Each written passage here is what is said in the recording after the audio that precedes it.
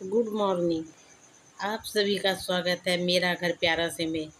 तो सुबह दिन निकल चुका है और हम भी अपने लिए चाय बना कर ले आए हैं। पहले हम चाय पीकर अपना दिन की अपनी शुरुआत करेंगे। अंग्रेज़ तो चले गए पर ये चाय जो है हम लोगों के लिए छोड़ गए। हम आदत ऐसी पड़ गई है कि चाय के बगैर कोई काम ही नहीं हो पाता। पहले हम चाय पियेंगे फिर अन्य काम करेंगे। आप नहाने जा रहे हो क्या? हाँ, जाने नहाएंगे। तो जल्दी नहा लो, जाओ।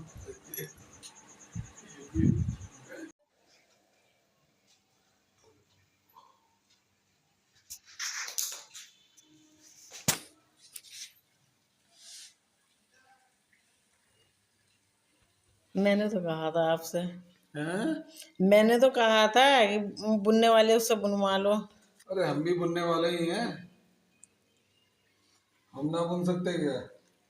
अब बुन तो सको जब तबीयत खराब रहती है। जितना तबीयत को खराब माना जाए तबीयत खराब ही रहेगी। शरीर चलाना चाहिए थोड़ा बहुत। मैं भी करवाऊंगी कुछ।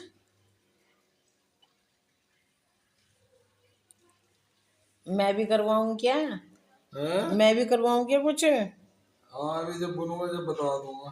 ठीक है। बुलावा किसका सा आया था? अरे उनका तो आया था गोविंदर के यहाँ से। कितने बजे का? 11 बजे का था। तब तो फिर अब मैं मेरा मेरा ध्यान ही ना रहा बताने का। ठीक है, तो फिर मैं जा रही हूँ। पहुंचा एक लकड़हारा लकड़ी बेचने वाला बड़ा आदमी लकड़ियां सिर पर रखी गिरी ब्राह्मण का मकान देखा, पानी पीने की इच्छा हुई, लकड़ों को भारत दिया और ब्राह्मण के मकान में पानी पीने के चला गया। अंदर जाके का देखा, उस समय ब्राह्मण सत्य भगवान जी की कथा कर रहे थे।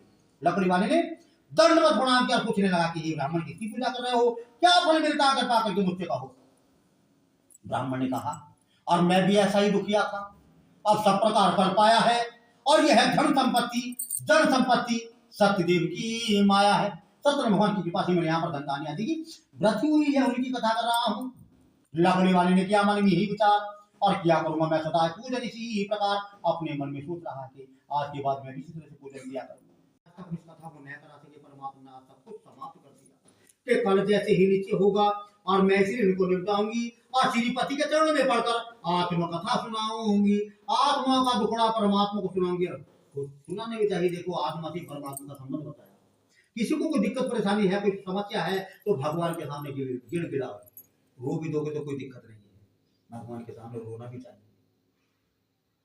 तो कह रही है कि आत्मा का दुखड़ा परमात्मा को सुनाऊंगे। ऐसे आपस में दोनों विचार विमर्श करती है और रात्रि में दोनों सो जाती है। सभी लोग प्रातः स्नान ध्यान किया और पंडित जी को बुला लिया, कथा कराने के लिए बैठ गई। कथा हो रही, लीलावती अंतरात्मा से भगवान को भज रही, कह रही है परमात्मा हमसे जो गलती उसको क्षमा कर दो। और कह रही है मेरे पति मेरे दामाद घर लौट करके आ जाएंगे, सारा परिवार इकट्ठा हो जाएगा।